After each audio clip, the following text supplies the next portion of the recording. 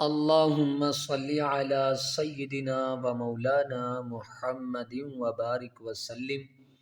مجھے دیکھنے والے تمام مسلمان بہن بھائیوں کو میری طرف سے السلام علیکم ورحمۃ اللہ وبرکاتہ۔ تو آج کا ہمارا سبق شروع ہوگا سورۃ البقرہ کی آیات نمبر 14 سے لے کر 40 مطلب 2 تک، یعنی کہ 2 آیات پر ہمارا سبق مشتمل ہوگا۔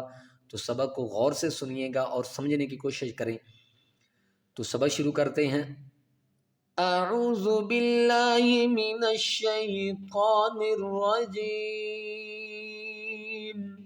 بسم اللہ الرحمن الرحیم۔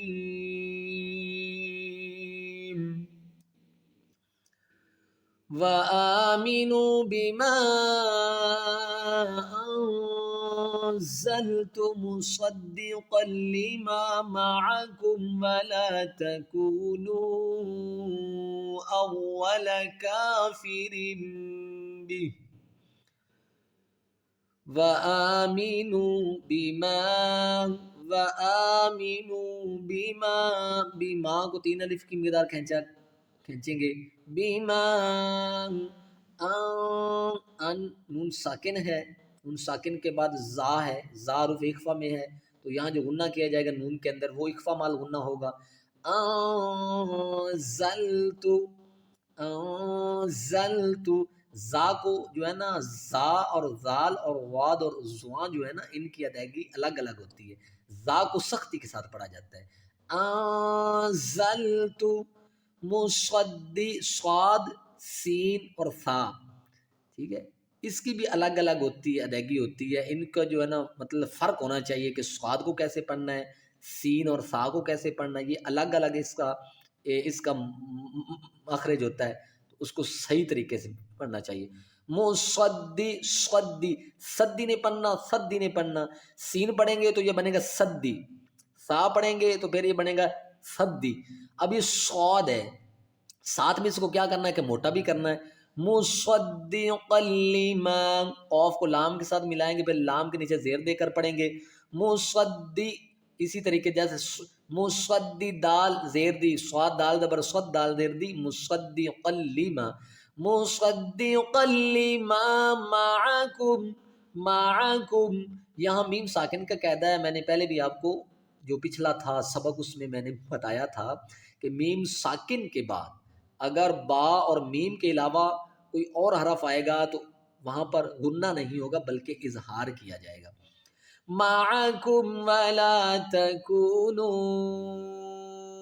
یہاں جو ہے 3 حرفی مد کریں گے۔ ولا تکونوا اول کافر، یہاں 2 زیر کی تنوین کے بعد با جب آئے گی تو اقلاب ہوگا۔ یہاں با اس را کا جوڑ اس میم کے ساتھ کرے، یہ جو چھوٹی سی میم ہے نا اس کے ساتھ ہوگا۔ کافرم، جیسے کہ کاف علی زبر کا، فا زیر فی، را میم 2 زیر رم پڑھیں گے، را مطلب را 2 زیر رم نہیں پڑھیں گے بلکہ را میم 2 زیر رم۔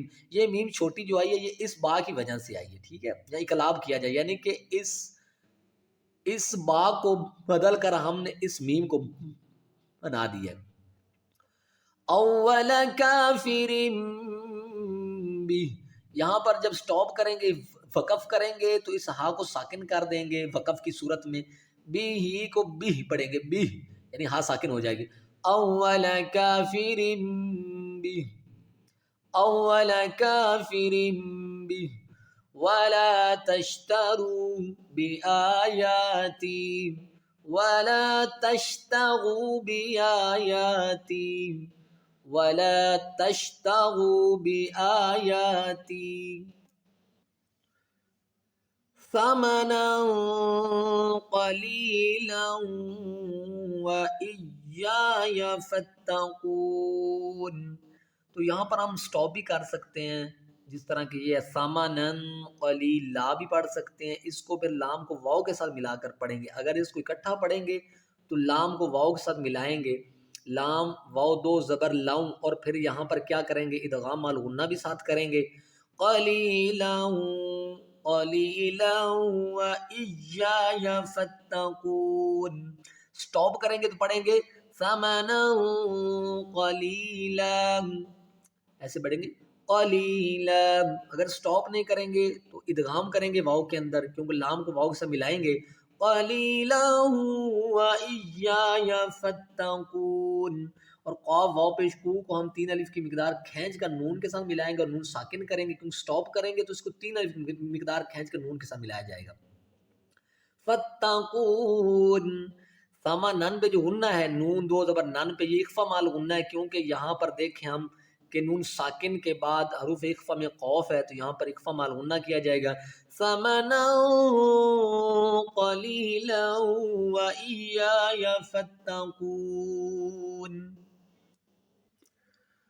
ولا تلبسوا الحق بالباطل وتكتموا الحق وأنتم تعلمون.